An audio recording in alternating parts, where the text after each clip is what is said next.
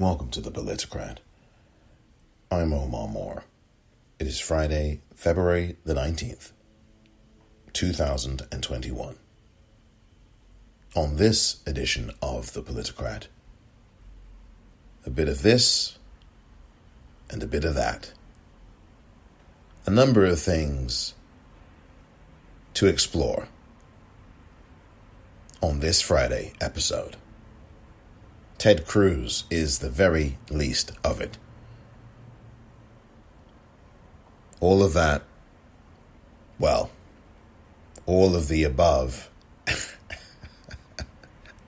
one of the above and more, coming up next.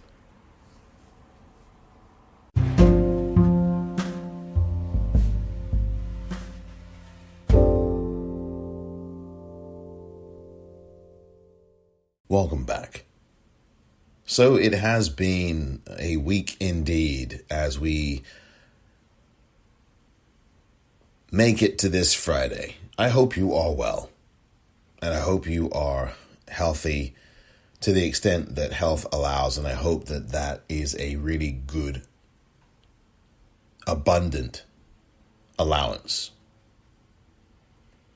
As we move through February, we are almost at the end of February, just one more week, I guess, of February and change before we turn the calendar to the final month of the first quarter of 2021. That is absolutely staggering.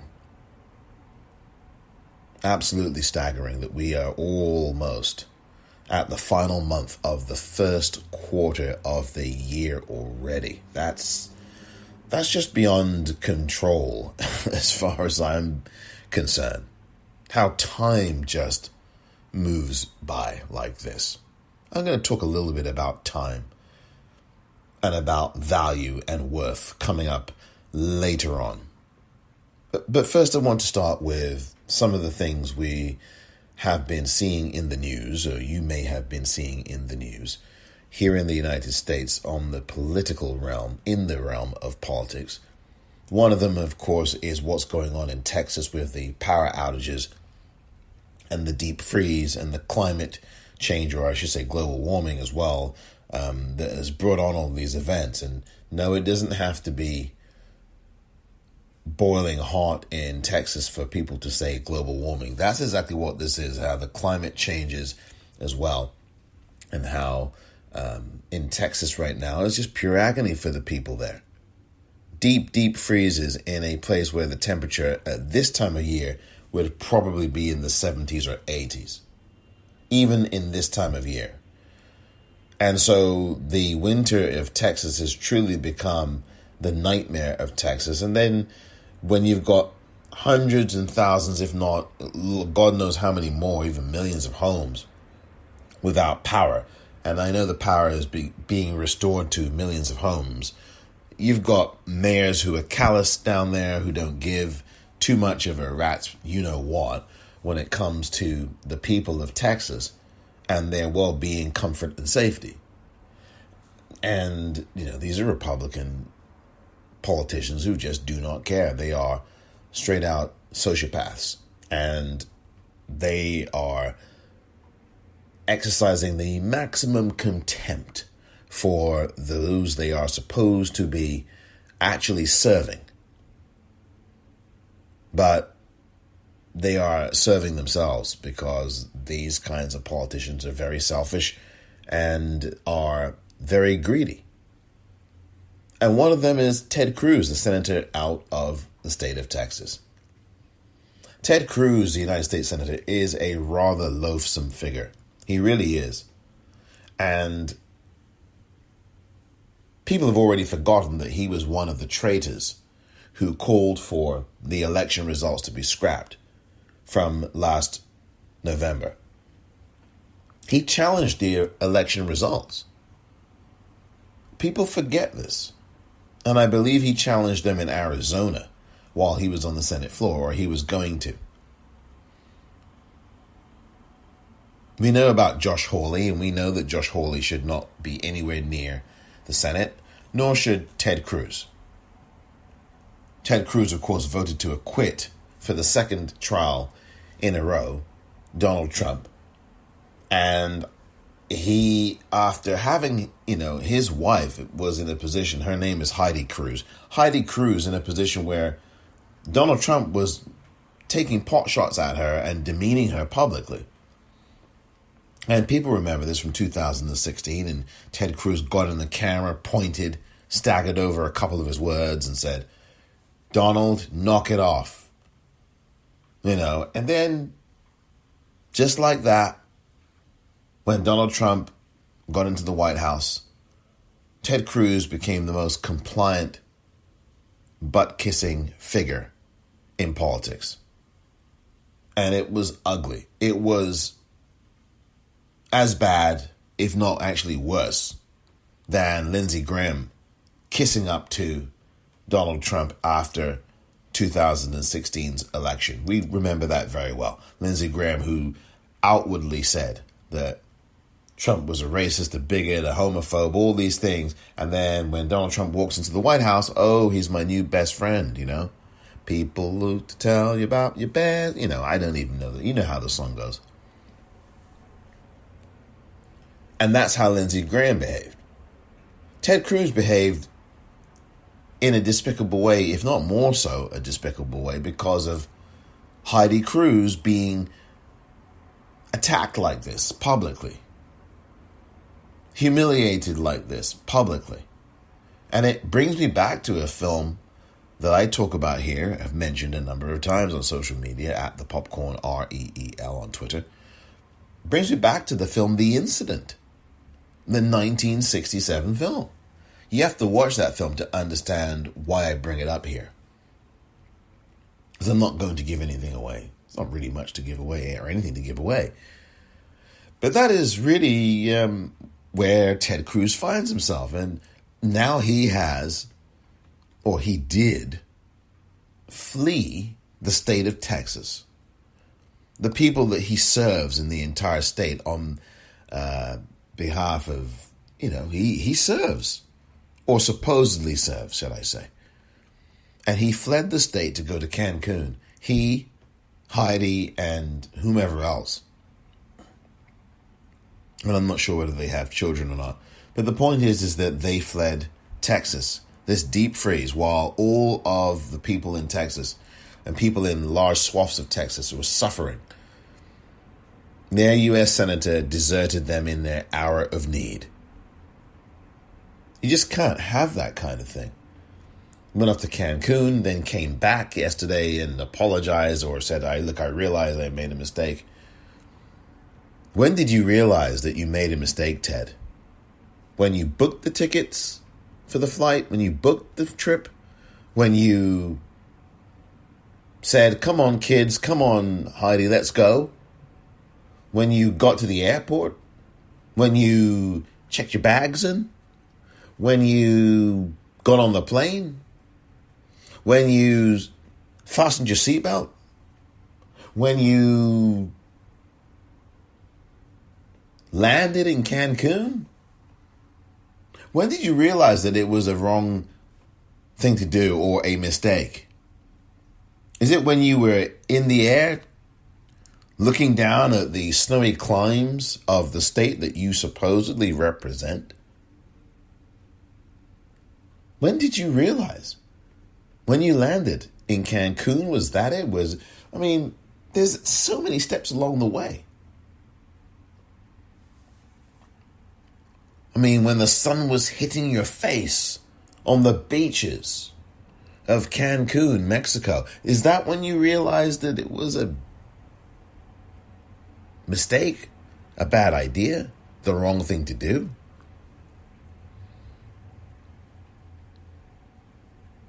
Ted Cruz is back in Texas with, I believe, maybe Heidi Cruz is there as well. Maybe she's in Cancun. I don't know. I honestly have not followed this as closely as perhaps you are following it. But I can say that the suffering of the people in Texas is far more important than a trip to Cancun. And as a matter of fact, Ted Cruz should never have got on that plane. He should never have booked or whomever booked it for him should never have booked that flight and booked that trip. Maybe that trip was arranged beforehand. Maybe it was planned beforehand, but it seems like it wasn't, because Heidi Cruz had apparently been quoted somewhere in a text as saying that they wanted to get out of there. They wanted to go and escape the deep freeze in their home. I mean, that's just... What happened to we don't cut and run? What happened to all of that? You know, the blustery speeches that Ted Cruz would give you on the Senate floor. We're not cutting and running. And the Democrats are cutting and running, and they're doing this and they're doing that. If you want an example of cutting and running, oh, because a little bit of snow. Look no further than Ted Cruz. Can't you just imagine the people in Chicago, the people in Minnesota? They're laughing, absolutely laughing at Ted Cruz right now, because the winters in those places I just mentioned, in the city of Chicago, in the state of Minnesota, those winters are as brutal as any on the planet, basically. You have temperatures in Minnesota sometimes of minus 40, minus 50, maybe even worse than that, colder than that. Same thing in the state of Illinois and in Chicago specifically, the city of Chicago, where the temperatures plunge minus 30, minus 40 around this time of year. And Ted Cruz, as well as being a traitor who should not be in the Senate, is a coward. And I honestly believe that Ted Cruz should not be reelected in 2024. And that's where all of this comes down to you if you are in Texas. Texas voters, you now must make it clear. Ted Cruz has to go as a member of the U.S. Senate. He has not done anything for you. Name one thing that Ted Cruz has done that has benefited the state of Texas during the course of the time that he has been a United States Senator. He was elected in 2012. He served his first term. And in 2018, a narrow re-election victory over Beto O'Rourke, I should say. Beto O'Rourke, the Democratic congressman at the time, narrowly lost. It was maybe a 2%, lost by 2 percentage points. That was in 2018. I believe that Beto O'Rourke is going to run again in Texas for the Senate seat against Ted Cruz in 2024. And I think what you're seeing Beto O'Rourke do and others are doing for people in Texas is part of that campaign. Some of us were a little disappointed at Beto O'Rourke when he declined to run against John Cornyn. And I quite frankly think the Democratic establishment said, well, we're going to let someone else run. And we know what happened in that race last November as the candidate ran and lost against John Cornyn. And I forget her last name. Her first name is MJ, or, her first initials, MJ. And I don't know why I can't remember her last name, but I cannot at the moment. And she was soundly defeated. But there is an opportunity for Democrats in November of 2024. And I talked about March being on the horizon here in 2021 because, time flies. And believe me, the time is going to be here very soon that we will be starting 2024. 3 years is going to literally go by like that. And this is where the Democrats must start to strategize right now because, let me tell you, the Republicans, what's left of that party are strategizing. And they are doing it right now for 2022.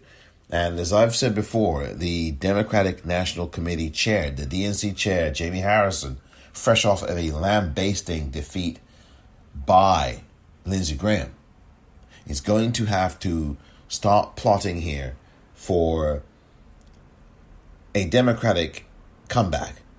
We need to consolidate these positions and not just be happy to win the Senate and win the House by these small margins as they are right now. But we need to consolidate and gain more on top of what we have in the Senate and the House. That's what the goal must be. And 2022 obviously is a clear goal that's right in front of us. And then 2024, Ted Cruz must be shown the door in 24. That is really the opportunity that Democrats have in Texas to turn that state into a state where there is at least one Democratic representative in the U.S. Senate. That has to happen. He has to be shown the door in 24. By the way, I have put out a t-shirt and it's available now. There's several versions of it. Very varied colors, variations of the same theme for the shirt to get people, especially in Texas, to start to think about this. It's a t-shirt called "You Cruise, You Lose, Ted." And I created and designed this t-shirt. It is available now at the Politicrat online store, the Daily Podcast online store. The web address for that is the-politicrat.myshopify.com. And it's the Cruise Lose t-shirt. It's "You Cruise, You Lose, Ted." And below that on the t-shirt is the state of Texas in its map formation, the state, a map of the state, and then the year below it, 2024. And I think it's a shirt that you will like, whether you live in Texas or not. And it also frames the voters' mentality and mindset for 2024. We've got to start thinking about this now, right? This is what happens, right? Ted Cruz leaves, and it is a cruise, basically, to Cancun, because you can do cruise. Well, I don't know, I doubt they do that now. But, there are cruises to Cancun. There were cruises to Cancun, but not any longer, of course, because of the pandemic that's going on. It's been going on for over a year now. But that's what Ted Cruz has done. He's abandoned the people of Texas. That's what he did. And you can't let that moment go. So I've created these t-shirts, but the t-shirts are just the beginning of this. The t-shirts are to raise the awareness, and the t-shirts are to get people thinking. And I hope that you take a look and you buy one of these t-shirts. Send it to someone you know in Texas. Or wear it yourself. Even better. And get the word out. We've got to get proactive. And this t-shirt is one way to do it. And of course, the more important way to do it, much more important way to do it, is to strategize now in the Democratic Party and people in Texas, the Texas Democrats and the youth Democrats in Texas, who can strategize now so that we can have someone in the U.S. Senate who cares about the people of Texas. So that is my opening block, if you will, on matters political with Ted Cruz. And I think Ted Cruz has to be voted out. He must be voted out. This guy is a traitor. He is someone who has called for the overturning of election results that were duly certified in all 50 states. And there's no secret. He was someone who wanted this election to be overturned. And he's got to go. He's got to go from office. The problem is that we have short memories. We have very short memories. And believe me, people next week will not be talking about this Cancun trip, at least people outside of Texas will not be talking about it anymore. We'll all be on, quite frankly, onto something else, such as the news cycle that is really ephemeral. It lasts for a couple of seconds, and the cycle changes literally hour by hour. And people cannot forget this in Texas, because Texans are the ones who will be voting him in or voting him out. But right now, for those of you in Texas, and for those of you anywhere listening to this, you have to make sure that Ted Cruz does not get a third term in the United States Senate. Like the t-shirt I designed that is available for purchase right now says, "You cruise, you lose, Ted."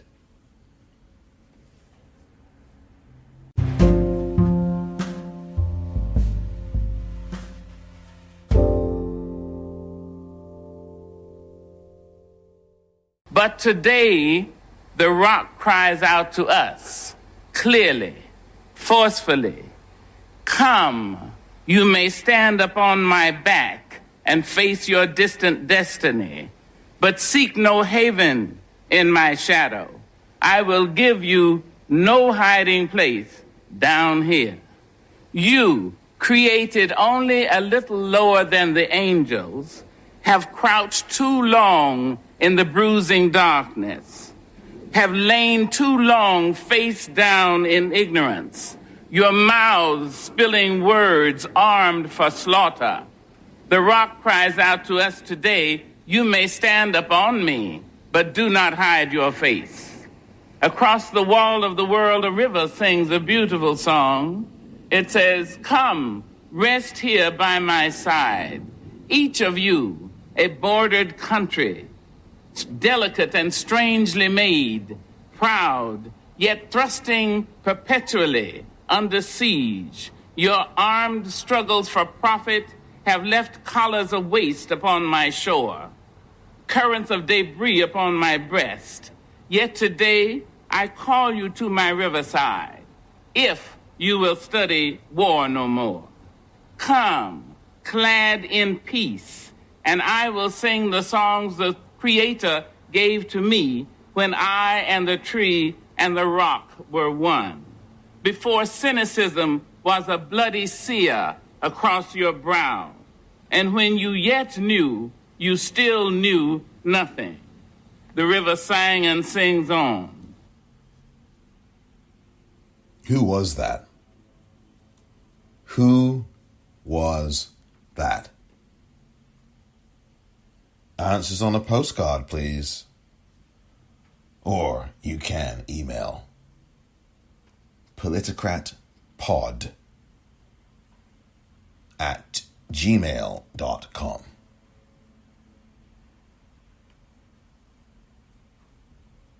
Who was that voice? Who does that voice belong to? The book recommendation today, on this Friday episode, is a book called Slavery by Another Name: The Re-Enslavement of Black Americans from the Civil War to World War II. This book was the winner of the Pulitzer Prize, and the author is Douglas Blackman. Last name spelled Black, M as in Mike, O, N as in North. The national best-selling book, Slavery by Another Name, the winner of the Pulitzer Prize. The subtitle, The Re-Enslavement of Black Americans from the Civil War to World War II. The author's name again, Douglas Blackman. His last name, Black, and then the letters M-O-N. Highly recommended book, and I really do hope that you read that book, as well as all the other books that I recommend here on the Politicrat Daily Podcast.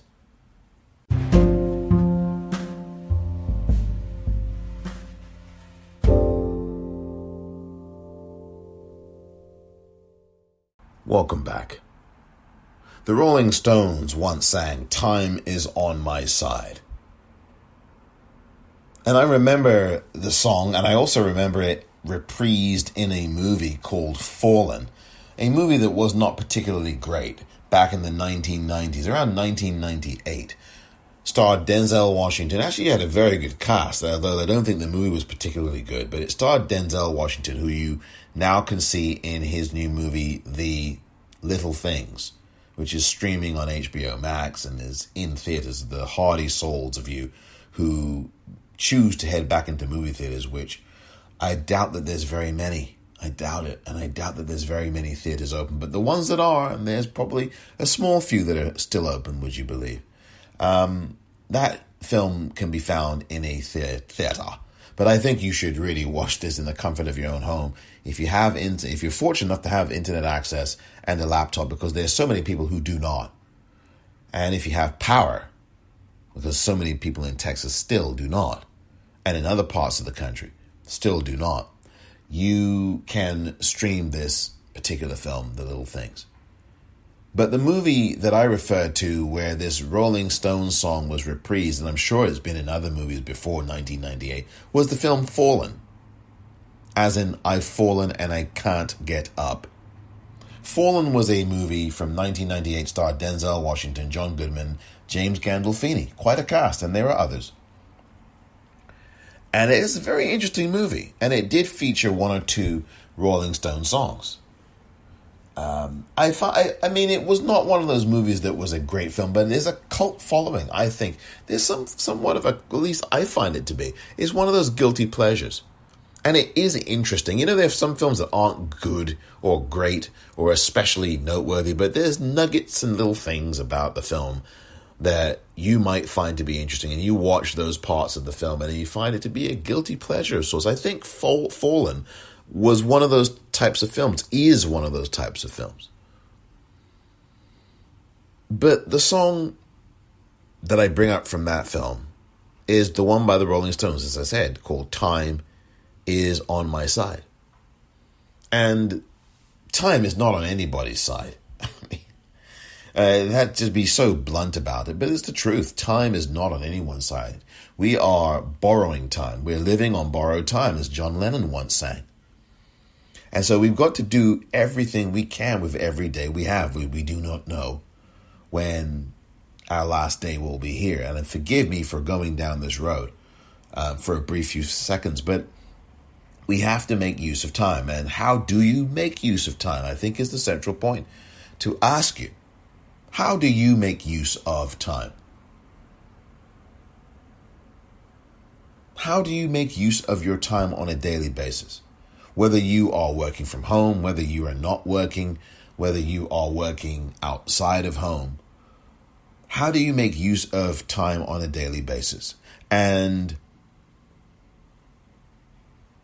what are the results of your day?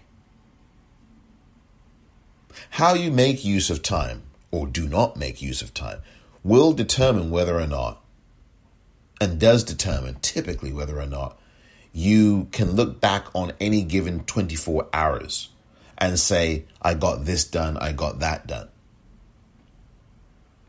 How do you mark your time? How do you use 24 hours of your day? Everybody uses their time differently. Everybody uses their time in ways that others of us would not do, could not do, because of all kinds of reasons.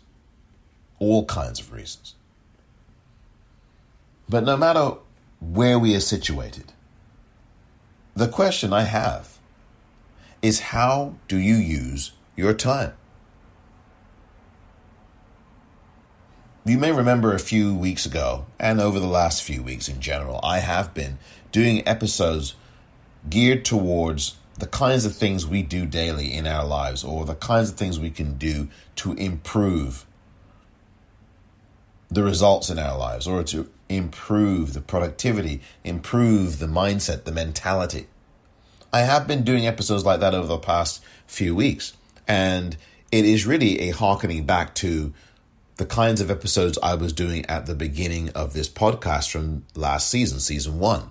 And at the beginning of season 1, which was almost a year ago now, I did episodes like this about self-care, self-help, the things you can do in this pandemic that could try to help you get through some of the tougher things. And as you can see, or as you can hear, or as you may have noticed if you're someone who listens regularly, I am returning to that, and I will aim to continue to do that amidst all the other things that I do cover and talk about on this podcast, as well as guests, and that's something that I will continue to do. So time is really important, but I do disagree with Mick Jagger and the Rolling Stones that time is not on our side. It's not. I mean, if you're someone who is of a youthful age, and really that could be someone in their 70s, because I don't think 70 is old at all. But really, when I say youthful age, I'm not talking about people in their 70s, because my whole thing is anyone who gets to the age of 80 and above would be probably considered someone who is old. Forgive that. I mean, it's probably unfair and ageist, but I will say that 70, anything below 80 is young as far as I'm concerned. But when I say time is not on your side, I mean time is on the side of people who are, say, 10 years old, 20 years old. But as we know and as we've seen throughout this world, not just with the pandemic, but with anything, life can be fleeting, and life is fleeting. So what do we do with the time we have? What do we do? And what do we do specifically on a daily basis? What is your time like on a daily basis? What is that for you? How do you do that? How do you make use of 24 hours of your day? And I really think that that is a central question as to the kind of productivity and success, or at least sense of achievement and accomplishment, that you will have in 2021. So, how do you use your time? One of the things I would say is that if you don't really think about questions like this, or if you don't really mark your time or use it in any particular structured way, is to ask yourself, what do I want to accomplish today? To the extent that you can ask that question, to the extent that you can accomplish something in a day, depending on your situation or your circumstances. For example, if there's some family situation going on, or you've got one of your kids who is in need of some help with something, and you know that from the beginning of the day, or you know that during the day, or you know from the previous day or two that there's this issue that needs to be resolved, then you know that that's going to be something in your day that you're going to be dealing with.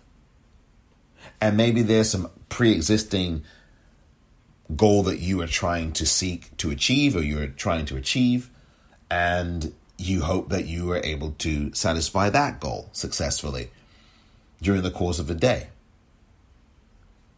If you are someone who is trying to write something, and if you go to writingmoore.com, which is writing, WRITINGMOORE.com, which is my writing website, where I provide tips for writers, for people who just are stuck with their writing, or who want to write something but just are not able to for whatever reason. You might just be wanting to write something, and it really starts with something very simple, writing that you can't write. Now, people who have severe issues of depression, clinical depression, of course, this will not be an exercise that may help them. Although there may be people who can fight through that, but clinical depression is something. I know people who have who are clinically depressed. I know them, and they talk about this, that it is extremely difficult to function And the people who are not clinically depressed look at that and go, wow, really? You literally can't get out of bed? And the person who is diagnosed as clinically depressed, really severely depressed, says, no, I cannot get out of bed. That's what they would say to you. And I've seen this happen where people literally cannot get out of bed. It's no joke at all. There's nothing to joke about, of course. So for someone who finds themselves in that type of position, it's of course very difficult.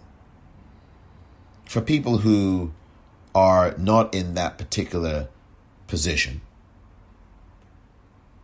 and find themselves not being able to write that you can't write something. Write that you are trying to achieve something, but I don't know what it is. Write that down. Write down that I am struggling to think about what I'm going to do today. Write that down. Walk away from it and come back and look at what you've written and see if you can build on that. After, say, a half hour away, an hour away. Maybe you don't come back at all to the written page, to the written word. And you decide maybe a day later to come back. Hopefully not more than 2 days or so. And then build on it.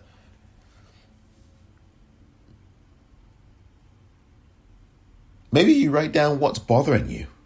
What is it that's bothering you?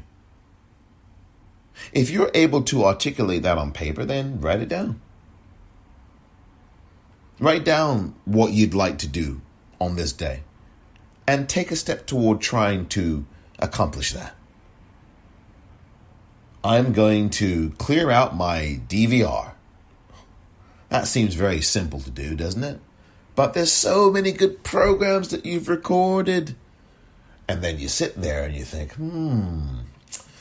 well, I've got to watch this one first before I delete it because, I haven't watched that one. And then you end up playing the game on yourself that you really did not want to play. You end up not deleting anything. You end up not watching anything either. It is called creating an excuse. It is called more precisely than that even, procrastination. And it is that kind of thing that prohibits us from moving forward and accomplishing something, clearing our head spaces to move forward to the next step, to the next episode, if you will.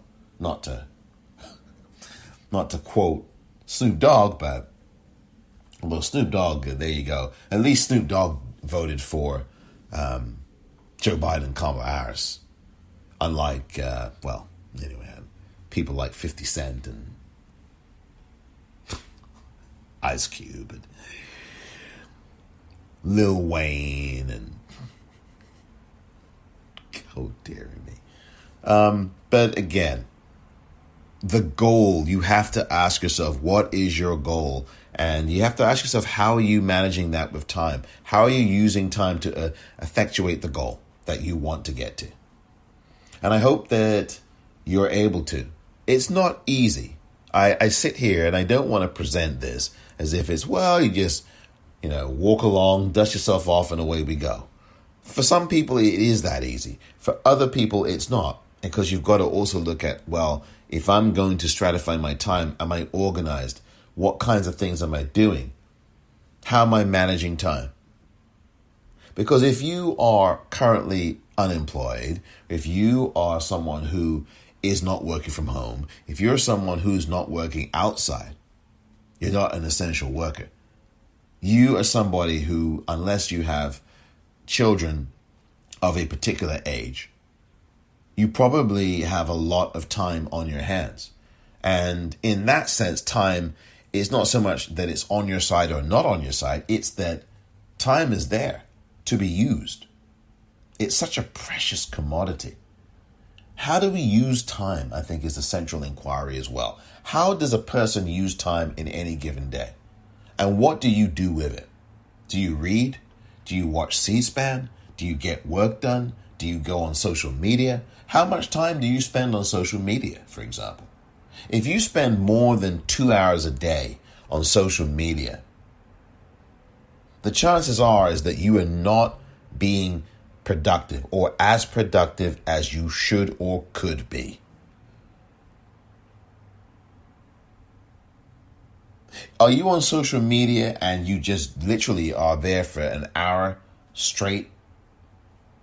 Or are you doing other things and then constantly checking your phone or checking your tablet or checking a laptop if you are in the home? Is that what you do with social media, or is it something different for you? Are you literally scrolling through and reading things and then reading more things and you've not left your perch, your position for literally half an hour, for an hour, for 2 hours, for more than that? I honestly think that one of the key components of how we deal with time is how much time we are spending on social media. And yes, I use social media, as you know, if you are a regular listener and if you're on Twitter. And you can follow me at the Popcorn, REEL. But one of the things I think about time and social media in particular is the kinds of time you're spending on it. Because if you're spending more time on social media than you are on achieving a goal of yours for a particular day, then you have to revisit and reevaluate what you're doing and the time you're spending doing it. If you can find a balance, you really should do that and must do that. Take time away from social media. Spend less time on social media. That is one of the very key ingredients here. Social media and technology have, in my view, become substitutes for some people, getting things done, getting work done, spending time with people in their lives that they love. For some people, that doesn't apply to everybody. But I do think that the more time someone spends on social media, for example, the less they get done. It's just simple. Now, if you use social media as part of your job, that's a different story. Because I know of people who use social media because it's part of their job. They have to look at social media, they have to scour it, they have to see who's saying what, and reporters have to do this too. That's why they follow pretty much every journalist known to humankind. So that's part of their job. They have to see what's being said, evaluate so there are a number of people in the world who must rely on social media and be on it constantly because it's part of their job. But if being on social media is not a prerequisite to your job, and if it is not the thing that you need, it's not the indispensable thing that you need to function in your job if you have one, then whether you have a job or not, you've got to really look at, and whether you have a job that's non-social media, you've got to look at how you're spending time on social media. And if you're spending more than 2 hours in a single day looking at social media, and you have goals that you need to achieve on a daily basis, and you're not achieving them, then it's clear. And my suggestion would be to spend less time on social media. I really would think so. I honestly think that if you spend more than 2 hours in any given day on social media, you're spending too much time on social media. Now, that's not medical. That's just my opinion. And, opinions are, opinion culture is a really, that's another thing. And I pledged I would speak about that this week in the episode I did on social media, but never did. I just, I realized that we've become a society completely run by opinion. And facts are completely the secondary thing now. And that's been happening for years, but it's really come across over the last 4. And the corporate news media and social media particularly have contributed heavily to that, where people just say anything. And only until recently did Twitter and Facebook respond to that. And that's what I wanted to say the other day when I did the episode on social media. and about how social media, and you don't control the platform. There's no safe space for you if you don't control the social media platform, if you don't own it. There's no safe space for you on Twitter or on Facebook if you don't own and control Twitter or Facebook. Simple as that. And I wanted to talk about this part about free speech, about opinion versus fact, and I never got to it in the episode, so I'm sorry. But that's the thing, that's the thing that is key. How opinion has completely dominated everything. Punditry is part of that. It's a complete system of punditry. I talk about systems a lot, but this is not idle talk. There are people behind these systems. It's not just this thing called the system. There are people behind it who are making money off of it, who are part of it. And that's become the same thing in punditry. That's what that's become, and it's completely dominated the American culture and other countries' cultures as well, but particularly here in the US. So all of that is to say that social media also affects time, because if you're spending more than 2 hours a day on social media, it's a lot of time. That's a lot of time. And I'm talking about 2 hours collectively. I'm not even talking just 2 hours straight. 2 hours straight, and there are people who do that. I'm not criticizing them. I'm simply saying that is not good for you. I guess I am criticizing them. But that's not good. That's not healthy for you. And 2 hours across a whole day, I can understand that. But anything more than 2 hours on social media, whether you're doing it all at once or whether you're doing it throughout a day, is too much time. And you're probably not getting things done that you want to accomplish. Maybe you are. If you are, then great. But if you're not, then you have to really look at that. Time is really everything. It's not that it's on our side or not on our side, which it probably is. As I said earlier, it's really not on our side. But it's about time being everything, almost everything, right? Time literally is money. And time is love too. I mean, the time you can spend with the person you love and care about, or the people that you love and care about. Your spouse, your children, your partner, significant other, boyfriend, girlfriend. All of these things are marked and measured by time. So think about that as we head into the weekend here. How do you calibrate your time? What are you achieving on a daily basis? You want to get through a book? You want to finish reading a book? Well, I'll get through chapter this, chapter that today. Well, or tomorrow, whenever. Then mark that. I'm going to get through chapter whatever it might be. That's how the sausage gets made, if you will. And I think that is the marker for us. Time is so important. So it's just critical that we use it, and use it in a way that helps us look at the end of the day and say, hey, I got something done today.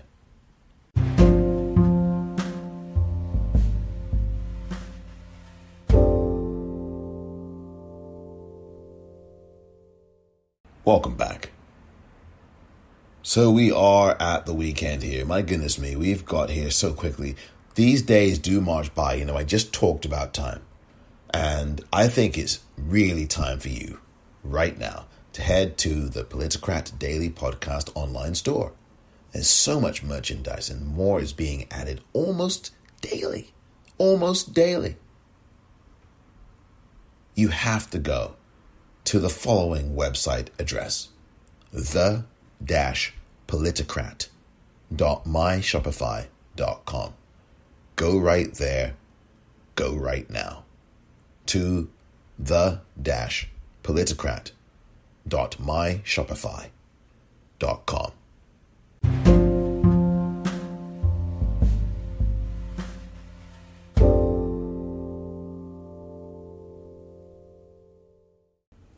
By the way, I hope that you did get to listen to the podcast episode I did yesterday. and the conversation about the documentary film Anita Speaking Truth to Power, directed by Frida Lee Mock from 2013. And I hope that you found that conversation to be of insight, of benefit. I really do. And if you've got some issues or questions or comments or feedback, please do drop a line to yours truly, electronically, if you will, at the address that I'm about to give you on email. Politicrat pod. That's Politicrat pod at gmail.com. I do get feedback, and I would like to hear from you about any of the episodes, any of the guests, anything that you thought. Hopefully it's positive. If it's not, then, it's not. I hope that, again, you will be judiciously kind in terms of the manner. Now, you can disagree and you can take objection, and, that happens. But there need not be any resort to any nastiness in terms of the kinds of vitriol that you hear from people. The episode yesterday was very important. I like to think that all of these episodes have some importance, but I do think that yesterday was an important episode. The conversation was very important, and I hope that you felt the same way. I wanted to just say a couple of things about it that I didn't even say at the end of yesterday's episode. And it is amazing, as someone who is a moderator and has moderated and done Q&As with celebrities and with filmmakers, with actors, I've done a load of these. And it's always amazing what you get from the audience. And you should never, ever underestimate your audience. And if any moderator does that, they are not paying attention. They're doing a grave disservice, not only to themselves, but to the audience, obviously. And to the guest, too. Because the guest deserves that kind of respect. I've seen moderators who completely turn their back on the audience, and by extension are disrespecting the guest by only engaging with the guest and not with the audience that the guest is sitting before. And so that becomes a real problem, and the audience senses that, as does the guest. And there have been many situations I've observed where I've seen that, and it makes for a very chilly atmosphere, and it makes for a very tense atmosphere because the guest senses and catches on to what's going on. And it really doesn't take much to catch on to that. And then that guest makes life difficult for the moderator. Now, I've seen these situations. I've not been in situations like this experience-wise, thankfully, because I avoid those pitfalls. Aren't I so special? But I've seen it. And I've seen people make the same mistakes over and over and over, and they still get hired to be moderators. And I give advice to people for free. I'm going to start charging. I don't give out all the trade secrets, but I do give advice on Twitter about this, about moderators and what they're doing, and the things they do correctly and the things that you don't do if you're a moderator, or you should stop doing. So there's that. Involve yourself with your audience. That's the piece of advice I'll give you here. If you are a moderator or Q&A person, involve yourself with the audience. Make sure that the audience is not talking about you. They're talking about your guest. And maybe if they say, well, yeah, he did a good job, or she did a good job, or they did a good job, then fine. Okay, great. But the audience should never be talking about you. If they are saying to you, well, good job. For example, I'll use myself in this instance. Well done, Omar. Really appreciated their comment. Fine. That's really the only thing they should be saying. But if they're saying, oh, that moderator was so stuck up and pretentious, and she was this and he was that, and they were just horrible, that's not the kind of thing they should be saying about you. What they should be saying is, oh, that conversation was really good. The guest was great. I really loved what she had to say. I loved what they had to say. That's what the topic should be. That's how that conversation should be remembered. It shouldn't be about, oh God, that moderator was so awful. If the moderator is the topic of the conversation, you have failed at your job as a moderator. Believe me, the moderator's job is like a referee's job in any sport, which is to be seen but not noticed. You know? When you have a Premier League match in English football, the Premier League, for those of you who are sports oriented, for those of you who watch the Premier League more specifically in England, and you see two teams, I'm going to pluck them out of thin air, Liverpool and Manchester United, for example, or Liverpool and Manchester City, and you have a referee refereeing that game. The referee should not be the talking point of the game. No matter which game it is, the referee should never be the focal point. If the referee is the focal point of a match after the game, that referee has profoundly failed. And we've seen this so many times, referees, because they make decisions that are very so-called controversial. They give out red cards when they shouldn't. They give out yellow cards when they should have given out red cards. You get the idea. And then that becomes a big talking point. It eclipses the match itself. And you don't want that as a referee. It means you've probably done something wrong. Or it means that for the next 2 days you're going to be talked about. And that's not good.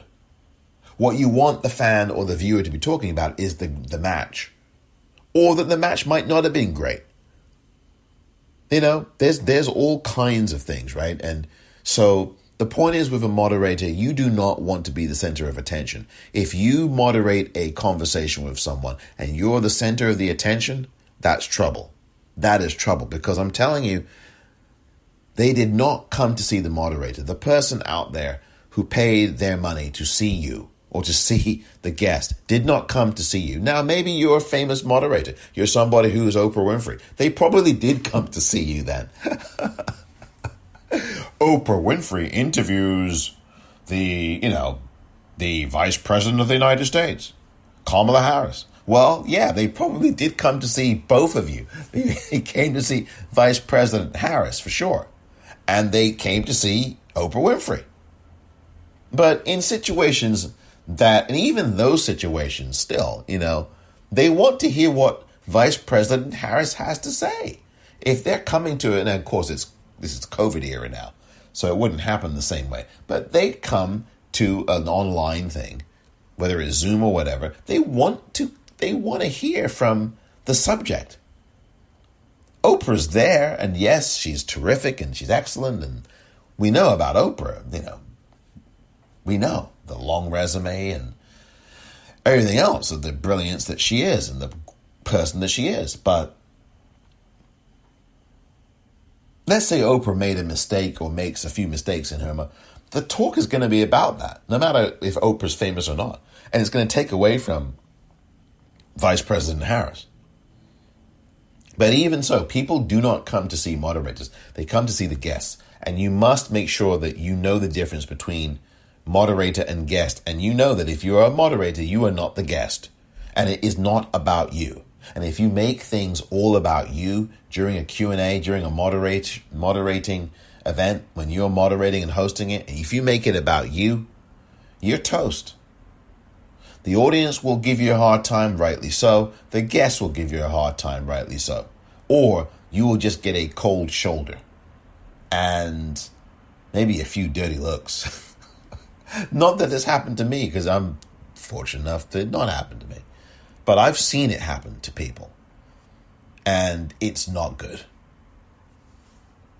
So that's my thing on moderators. And by the way, what's interesting about audiences is that audiences, you'll always have a couple of people in an audience who change a subject, no matter what it is. And I found this with the discussion I did last week that you heard in yesterday's podcast episode. Please go back to that. It's episode number 49. 49, to remember that. Oh dear. Episode 49 of season 2 is where you can find the podcast episode that I did with the discussion in it from last week, a week ago today, actually. And the episode was yesterday, February the 18th, a Thursday, 2021. And you can find that episode as well wherever you get your podcasts, and also the Politicrat.com. I almost said the popcorn reel. The Politicrat.com as well. So there you go with that.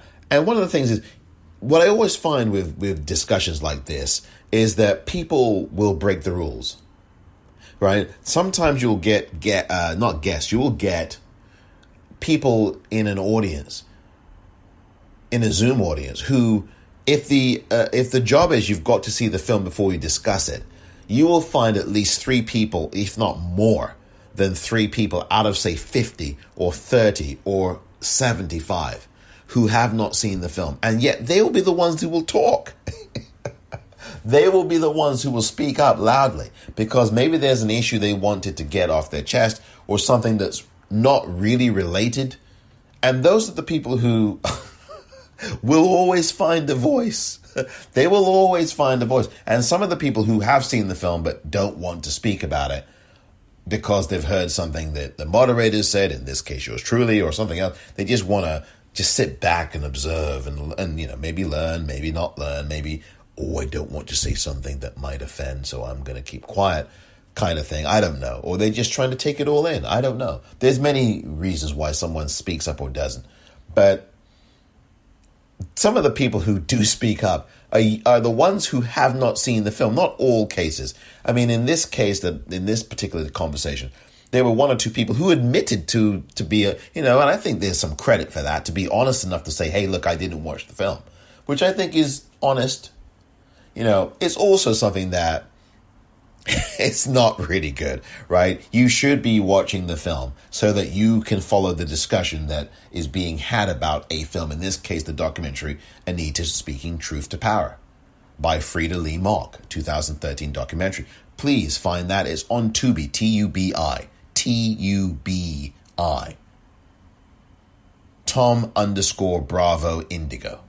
And you can download the app and find that movie and watch it for free. It's a documentary. It's literally 1 hour and 17 minutes. That's 77 minutes.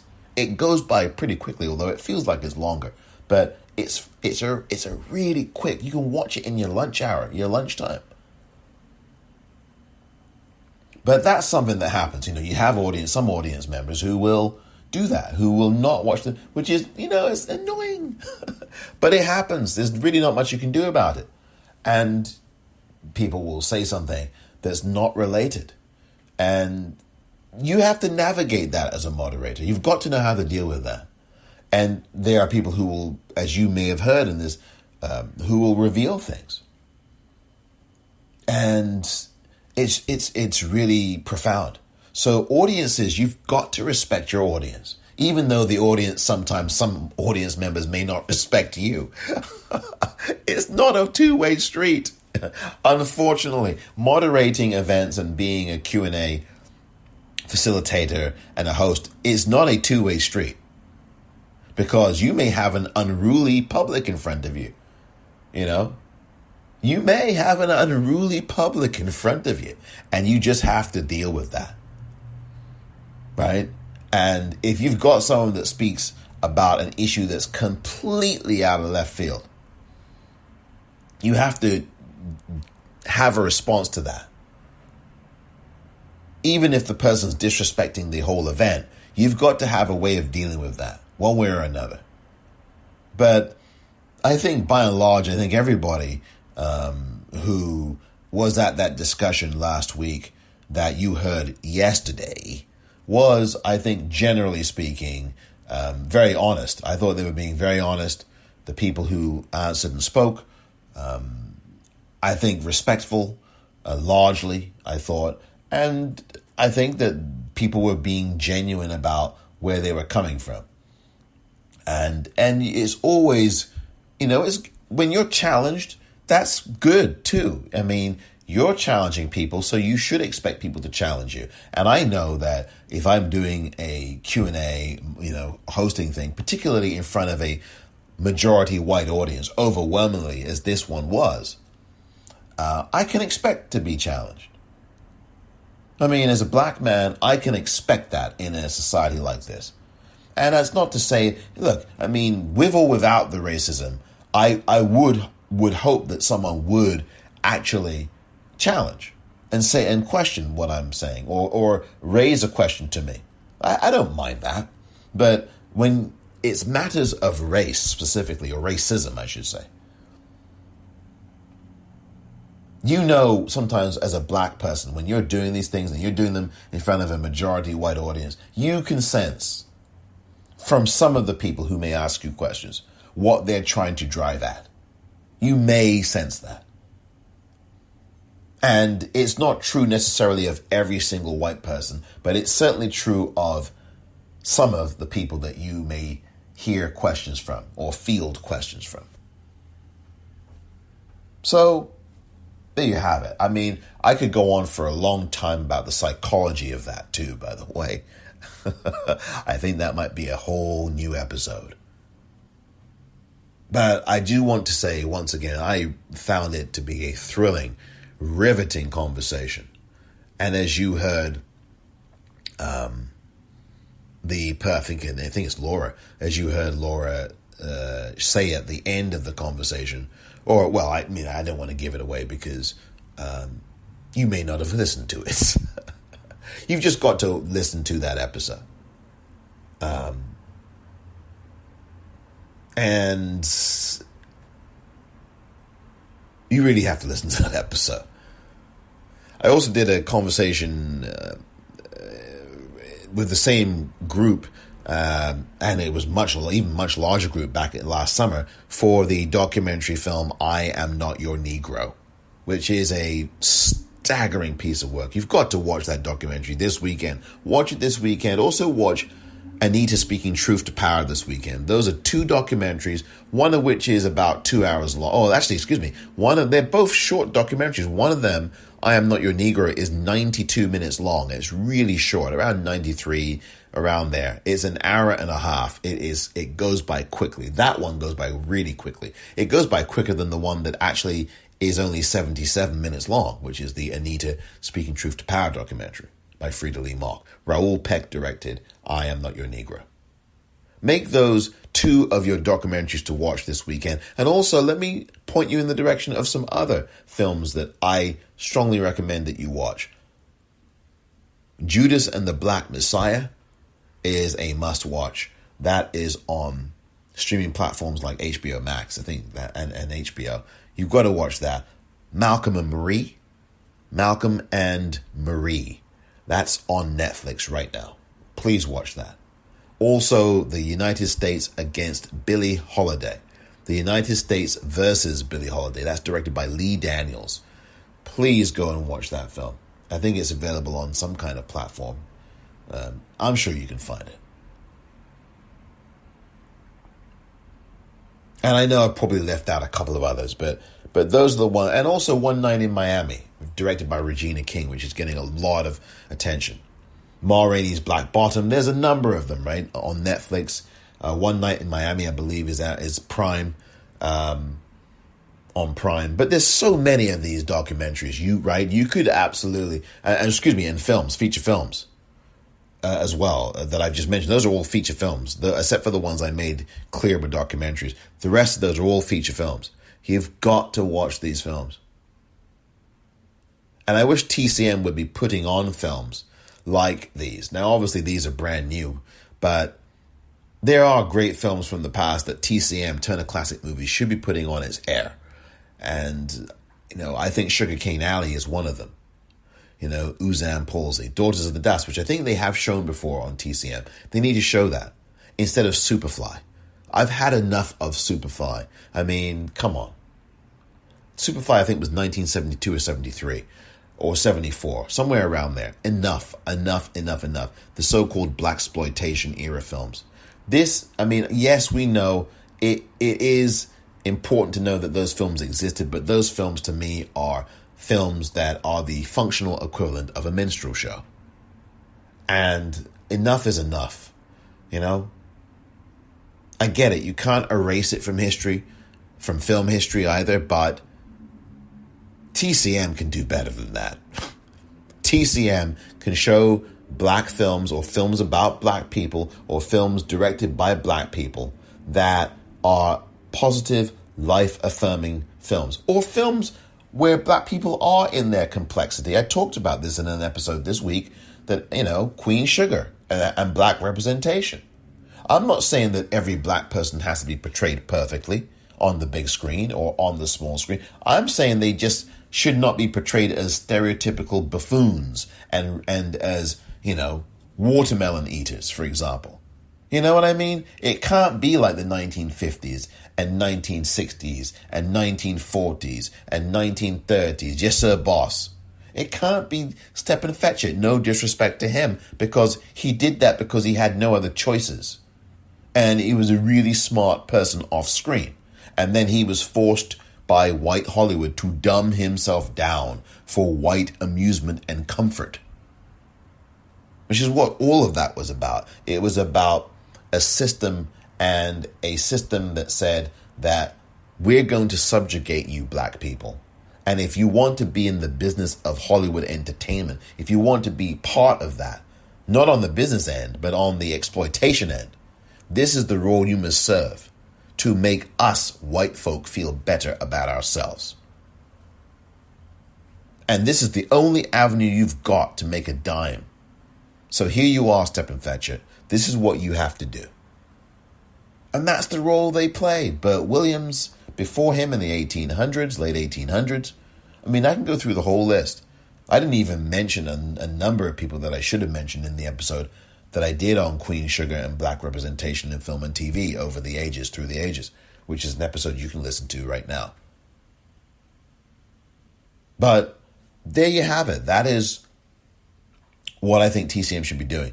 It should be doing, and it does do some good history stuff on blackface and on that history, and also on other histories. Cicely Tyson, I think they did really well with that. I think they should have had Cicely Tyson, more Cicely Tyson movies. But some of the stuff they've been showing this week, Superfly, really?